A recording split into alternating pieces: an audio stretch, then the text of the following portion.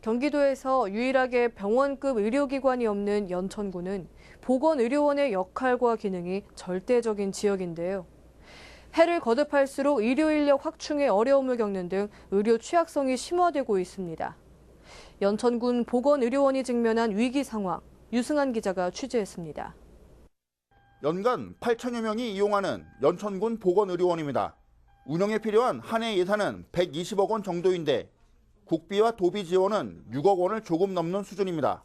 수원과 의정부시 등 다수의 종합병원이 존재하는 6개 도립의료원에 850억 원의 예산이 지원되는 것과 비교하면 턱없이 낮은 수준입니다. 의료 취약 지역에 대한 격차 해소 차원에서 정부와 경기도가 형평성을 고려해야 한다는 지적이 설득력을 얻고 있는 이유입니다. 또 도립의료원회 같은 경우도 거의 인건비라든가 일반 운영비에 대해서는 적자분에 대해서는 도가 다 지원을 하고 있거든요. 그런데 지금 우리가 결손 적자가 해마다 보통 한 20억 원 내외가 발생을 합니다. 20억 원 내외가 발생하는데 이 비용을 갖다가 사실 재정 자립도도 어쩌면 31개 시군 중에서 저희가 좀 하위 그룹에 있는데 병역 의무 대신 공중보건 영역에서 활동하는 의사들이 감소 추세인 건 의료 환경에 악영향을 주고 있습니다.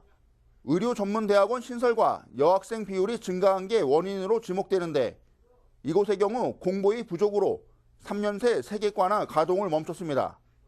노인성 질환자가 많은 지역 현실을 고려할 때 전문의 확충이 시급합니다.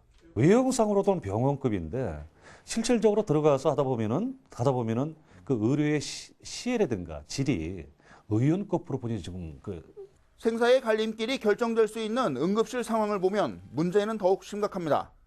당직 의사 채용이 어렵다 보니 환자 발생 시 상급병원으로 이송할 수밖에 없고 수술이나 입원도 불가능합니다. 공중보건의사다 보니까 응급조치는 하는데 이제 야간에 수술이나 이런 건 좀 어렵습니다. 그래서 저희가 의정부 성모병원이나 인근 병원을 이렇게 후송하고 그런 형태로 이루어지기 때문에 의료 취약 지수가 갈수록 높아져만 가는 연천군 보건의료원. 의료 형평성 확보 차원에서 정부나 경기도의 정책 전환이 시급해 보입니다.